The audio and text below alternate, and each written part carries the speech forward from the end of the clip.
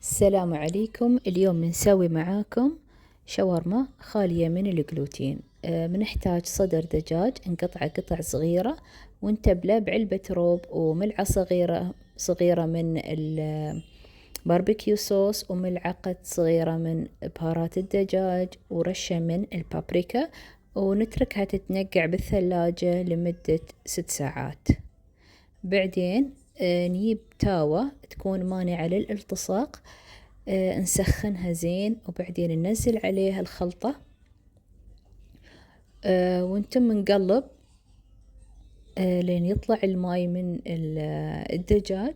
ممكن نتخلص منه عشان يسرع علينا استواء الدياي، وممكن نخليه على راحته يستوي.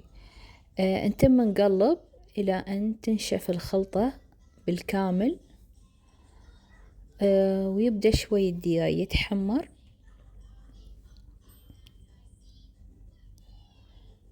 لازم نتم نقلب عشان ما يحترق الدياي من تحت،